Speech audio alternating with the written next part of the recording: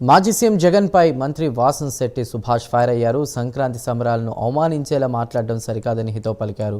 Recording డాన్సర్లకు, కళాకారులకు జగన్కు తేడా తెలియదని ఎద్దేవా చేశారు. ఇంట్లో సెట్టింగులు వేసుకునే వ్యక్తికి సంక్రాంతి సంబరాల గురించి ఏం తెలుస్తుందని ప్రశ్నించారు. జెండా వందనం చేయడానికి కూడా జగన్ బయటకు రాకపోవడం దారుణం అన్నారు. సార్లు ప్రెస్ ముందుకు వచ్చి ఒక విషయం పదే పదే ప్రస్తావిస్తూ ఉన్నారు.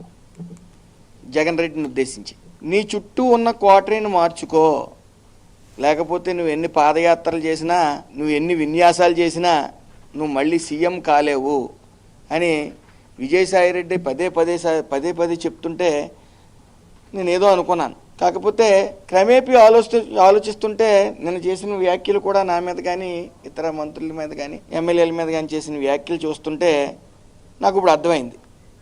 ఈయన డార్క్ రూమ్లో ఉంటాడు, ప్యాలెస్లో ఉంటాడు, సడన్గా బయటకు వస్తాడు, అక్కడ ఓ పిఆర్ఓ ఒక మ్యాటర్ ఇస్తాడు, లేకపోతే కూడా ఉన్న సలహాలు సూచనలు ఇచ్చేవాళ్ళు ఆయన తప్పుడు దోవలో పెడతాడు అని చెప్పి తప్పుడు దోవలో పెడతారని చెప్పేసి నాకు అర్థమైంది. ఎందుకంటే మొన్న కూడా విజయవాడ వరదల్లో ఆయన బయటకు వచ్చి బుడమేరు నది పొంగు పొరిలింది, గేట్లు ఎత్తేసారని విచిత్రమైన వాయిస్ వినిపించాడు ఆయన.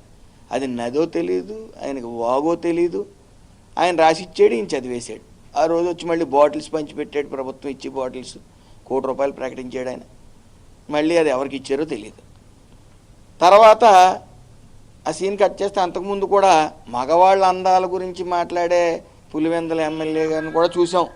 కొడాల నాని అందంగా ఉంటాడని అసూయ, వంశీ అందంగా ఉంటాడని అసూయ పడిపోతున్నారు చంద్రబాబు నాయుడు గారుని, లోకేష్ గారు అని చెప్పి చెప్పడం జరిగింది. విజయసాయి రెడ్డి గారు అనేక సార్లు